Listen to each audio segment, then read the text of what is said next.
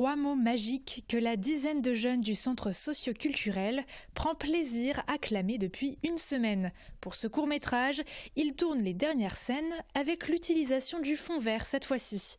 Utilisation de la caméra, montage, cadrage, Christian les a très vite mis dans le bain des techniques professionnelles. Dès le premier jour, j'ai mis justement la technique tout de suite en vigueur en proposant de se présenter eux-mêmes devant la caméra. Je leur ai fait donc un petit fascicule qui explique justement tout ce langage cinématographique, c'est-à-dire et la valeur des plans, l'écriture d'un scénario.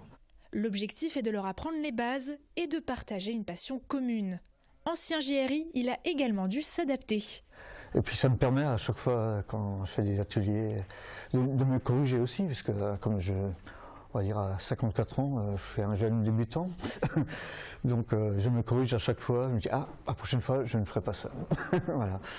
Très vite à l'aise et volontaires, les jeunes se plaisent à travailler avec du matériel et comprennent leur fonctionnement sur le terrain. Et la perche elle sert plutôt à essayer de modifier les sons pour mieux entendre la personne, pour la mettre en valeur, je dirais.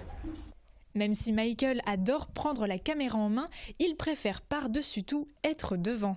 Parce que si on est derrière la caméra, on ne voit pas et c'est un peu nul. Parce que quand tu es devant la caméra, on se voit. On voit. Quand après ça va tourner sur internet, et on aura quelque chose qu'on pourra peut-être revoir. D'ici quelques jours, ils pourront montrer le résultat final à leurs amis et familles.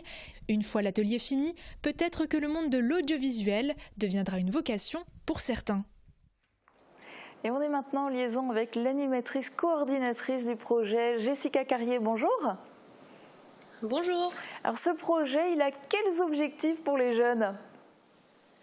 Alors déjà, il était en lien avec les objectifs pédagogiques du centre socio-culturel et notamment du secteur jeunesse, donc qui est l'autonomie, la responsabilité et aussi la responsabilisation.